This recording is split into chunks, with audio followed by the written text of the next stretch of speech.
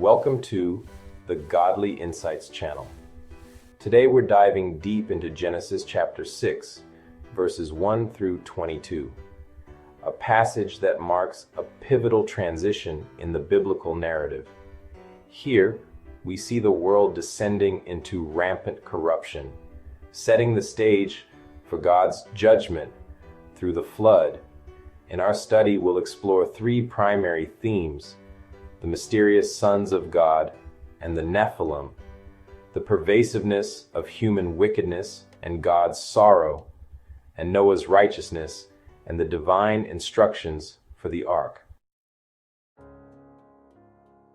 Now it came to pass, when men began to multiply on the face of the earth, and daughters were born to them, that the sons of God saw the daughters of men, that they were beautiful, and they took wives for themselves of all whom they chose. And the Lord said, My spirit shall not strive with man forever, for he is indeed flesh, yet his days shall be 120 years. There were giants on the earth in those days, and also afterward, when the sons of God came in to the daughters of men, and they bore children to them. Those were the mighty men who were of old, men of renown. Verses 1 through 4 introduce a curious and much debated topic. The passage tells us that as humanity multiplied, the sons of God noticed the daughters of men and took them as wives. This union resulted in offspring described as the Nephilim, often interpreted as giants or mighty men of old. The term sons of God has sparked various interpretations. One traditional view suggests they were angelic beings who left their proper domain, while another proposes they represent the godly lineage, descendants of Seth, intermingling with the ungodly descendants of Cain. The New King James Version's language preserves this ambiguity, inviting us to ponder the intersection of the divine and human realms. The Nephilim are mentioned briefly, yet their presence underscores the extraordinary conditions of that early period. Their appearance can be seen as a symptom of a world no longer in harmony with God's original order. For today's believer, this passage challenges us to wrestle with difficult questions about the nature of sin and the consequences of crossing God's boundaries. Then the Lord saw that the wickedness of man was great in the earth, and that every intent of the thoughts of his heart was only evil continually. And the Lord was sorry that he had made man on the earth, and he was grieved in his heart. So the Lord said, I will destroy man, whom I have created from the face of the earth, both man and beast, creeping thing, and birds of the air, for I am sorry that I have made them. But Noah found grace in the eyes of the Lord. In verses 5 through 8, the focus shifts from mysterious unions to the moral decay of humanity. The text reveals that the wickedness of man had become great on the earth, and every inclination of the human heart was only evil continually. God's grief is palpable as he regrets having made man, yet amidst this pervasive corruption, Noah finds favor in his sight. The expression of regret in these verses is both poignant and profound. It highlights that the Creator is deeply affected by human sin. This isn't a detached judgment, but one born out of sorrow for the brokenness that has ensnared his creation. Amidst a world consumed by sin, Noah stands apart as a beacon of righteousness. His favor with God is not accidental, it is the result of a life lived in obedience and reverence. This contrast sets the stage for the salvation that will follow. Today we are reminded that while sin can corrupt every level of society, God always provides a path for redemption. Noah's example encourages us to pursue righteousness, even when surrounded by moral decay. This is the genealogy of Noah. Noah was a just man, perfect in his generations. Noah walked with God, and Noah begot 3 sons, Shem, Ham, and Japheth. The earth also was corrupt before God, and the earth was filled with violence. So God looked upon the earth, and indeed it was corrupt, for all flesh had corrupted their way on the earth. And God said to Noah, "The end of all flesh has come before me, for the earth is filled with violence through them. And behold, I will destroy them with the earth. Make yourself an ark of gopher wood.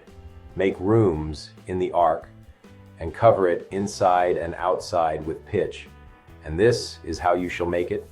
The length of the ark shall be 300 cubits, its width 50 cubits, and its height 30 cubits. You shall make a window for the ark, and you shall finish it to a cubit from above, and set the door of the ark in its side. You shall make it with lower, second, and third decks. And behold, I myself am bringing floodwaters on the earth, to destroy from under heaven all flesh, in which is the breath of life. Everything that is on the earth shall die. But I will establish my covenant with you, and you shall go into the ark, you, your sons, your wife, and your sons' wives with you. And of every living thing of all flesh, you shall bring 2 of every sort into the ark, to keep them alive with you. They shall be male and female. Of the birds after their kind, of animals after their kind, and of every creeping thing of the earth after its kind, 2 of every kind will come to you to keep them alive. And you shall take for yourself of all food that is eaten, and you shall gather it to yourself, and it shall be food for you and for them. Thus Noah did. According to all that God commanded him, so he did. From verse 9 onward, the narrative shifts to a message of hope and obedience. God reveals his plan to Noah, instructing him to build an ark as a means to preserve life amid the impending judgment. Noah is presented as a righteous man, blameless in his generation.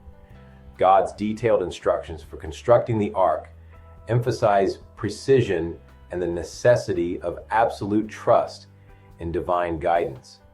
Every measurement and material specified in the text carries symbolic weight, reflecting order amidst chaos. More than a mere vessel, the ark represents salvation, divine mercy, and the hope of a new beginning. It is a tangible demonstration that even in judgment, God's grace is available to those who walk in his ways. The narrative of the ark underscores a dual theme: God's justice in dealing with sin and his mercy in preserving a remnant. This duality invites believers to understand that while sin has severe consequences, God's redemptive plan is ever present. In our lives today, the ark can serve as a metaphor for our own need to seek refuge in God. In times of moral and societal storms, turning to him and living according to his word is our surest hope for salvation. Genesis 6, verses 1 to 22, is more than an ancient account of sin and judgment. It is a timeless reminder of the consequences of straying from God's intended order and the hope that comes through obedience and faithfulness. As we reflect on this passage, consider these takeaways. The danger of compromise. Just as the mingling of the sons of God and daughters of men led to chaos, compromising with worldly values can lead us away from God's truth. The assurance of God's mercy. Even when the world around us is steeped in wickedness, God remains ever willing to provide a way of salvation, as exemplified by Noah's story. This illustrates a call to righteous living.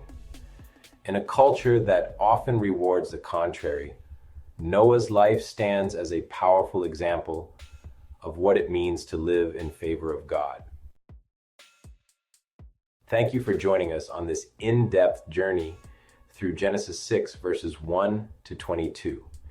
We encourage you to reflect on these insights and let them guide your walk with God. Share your thoughts in the comments below. How do you interpret the mystery of the sons of God? And what lessons do you take from Noah's unwavering faith? And remember, if you found this analysis enriching, please subscribe to the Godly Insights channel for more explorations of God's Word. Thank you, and be blessed.